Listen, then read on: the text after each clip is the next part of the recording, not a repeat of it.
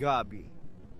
Isang toreng gawa sa salamin at bakal ang tumutusok sa duguan na langit ng takip silim. Sa pinakatuktok, sa isang silid na kasing lawak ng isang pangako, nakatayo ka. Ikaw ang independent woman, ang arkitekto ng iyong kapalaran, ang reyna ng isang kahariang ikaw mismo, ang nagtayo mula sa abo ng nakaraan. Bawat sulok ng lugar na ito ay sumisigaw ng iyong tagumpay. Bawat parangal sa dingding ay isang lapida ng iyong mga sakripisyo. Ngunit bakit ang katahimikan dito ay nakakabingi? Lumalakad ka patungo sa salamin. Inaasahan mong makita ang isang reyna, isang mandirigma, pero ang tumititig pabalik ay iba. Isang estranghero na may pagod na mga mata, isang bilanggo sa sarili niyang palasyo.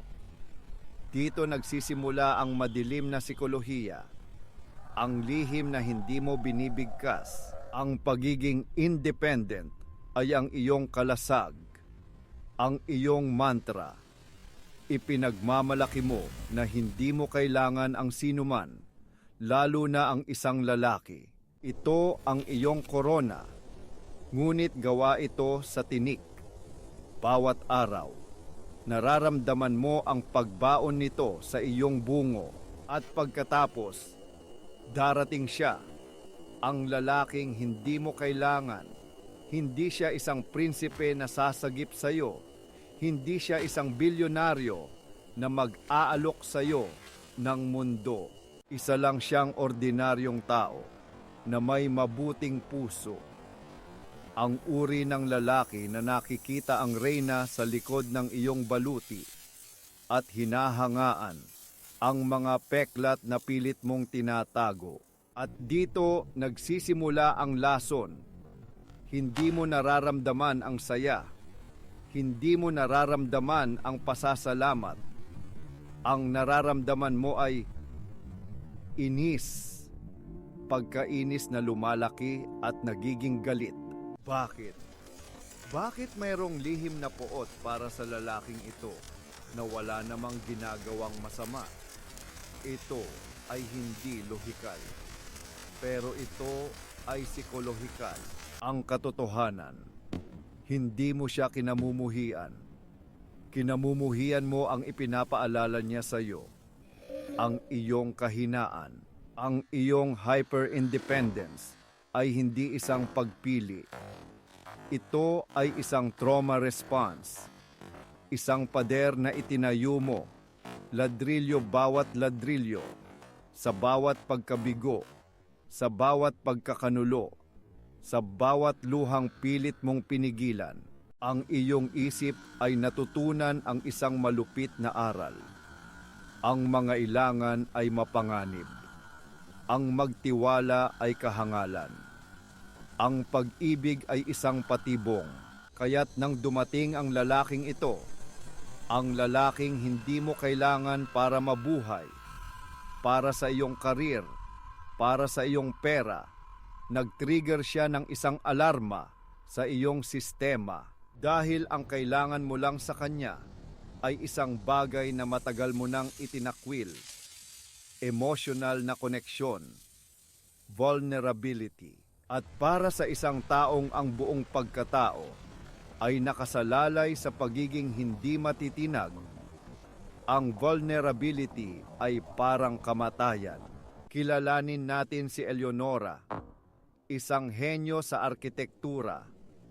Ang kanyang mga gusali ay mga monumento ng kontrol at perpeksyon, tulad ng kanyang buhay. Ang kanyang nakaraan ay magulo, isang pundasyong gawa sa buhangin. Kaya't itinayo niya ang kanyang kasalukuyan gamit ang pinakamatibay na bakal, ang pinakamalamig na marmol. At dumating si Leo, hindi isang arkitekto, kundi isang botanist. Isang lalaking nag-aalaga ng mga bagay para lumago, hindi para kontrolin. Hinangaan ni Leo ang lakas ni Eleonora. Hindi niya sinubukang baguhin ang kanyang mga disenyo.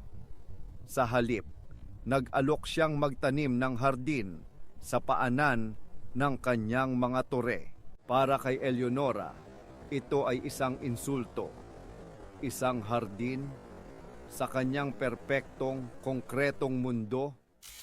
Ang kabaitan ni Leo ay parang damo na sumisira sa kanyang semento. Sinimulan niya ang pag-atake. Mga maliliit, matatalas na salita. Kinukutya niya ang kanyang simpleng trabaho. Minamaliit niya ang kanyang walang ambisyong buhay. Bawat papuri mula kay Leo ay sinasagot niya ng kritisismo. Bawat yakap ay tinutugunan niya ng paninigas ng katawan. Itinutulak niya ito palayo, habang sumisigaw ang isang bahagi niya na huminto. Hindi maintindihan ni Leo. Ang mundo ay hindi maintindihan. Titingnan kanila at sasabihing isa siyang halimaw. Ngunit hindi nila nakikita ang digmaan sa loob mo. Ito ang sabotaye. Sinisira mo ang isang magandang bagay, hindi dahil gusto mo, kundi dahil natatakot ka rito. Pinapatunayan mo sa iyong sarili ang iyong pinakamatandang paniniwala na sa huli, lahat ay aalis. Mas mabuting ikaw ang pumatay nito kaysa hintayin itong mamatay ng kusa at masaktan ka. At ngayon, ang pinakamadilim na revelasyon, ang puot na nararamdaman mo para sa lalaking hindi mo kailangan, ay hindi talaga para sa kanya. Ito ay isang salamin. Kinamumuhian mo sa kanya ang bahagi mo na gustong sumandal, ang bahagi mo na napapagod ng mag-isa, ang bahagi mo na gustong maranasan ang alaga na ibinibigay niya. Ang hindi kita kailangan ay isang kasinungalingan, isang desperadong sigaw na ang ibig sabihin ay natatakot akong kailanganin ka dahil ang lahat ng kinailangan ko noon ay sinaktan ako. Ang lalaki ay nagiging simbolo ng iyong pinakamalaking takot, ang pag-asa. Dahil ang pag-asa ay nangangailangan ng pananampalataya. At ang iyong pananampalataya ay matagal nang naging abo, kaya't winawasak mo siya para wasakin ang pag-asa sa loob mo. Ito ay isang malupit na pag-iingat sa sarili, isang preemptive strike laban sa posibleng sakit sa hinaharap. Ngunit narito ang kabalintunaan. Sa pag-iwas mo sa sakit, lumilikha ka ng ibang uri ng impyerno. Ang impyerno ng kawalan. Ang tunay na lakas ay hindi ang kawalan ng pangangailangan. Iyon ay pag-iisa lamang na binihisan ng pagmamataas. Ang tunay na lakas ay nasa katapangan na aminin ang iyong pangangailangan, ang maging vulnerable. Hindi dahil mahina ka, kundi dahil tao ka. Ang lakas ay ang pagpili na magtiwala muli, kahit alam mo ang panganib.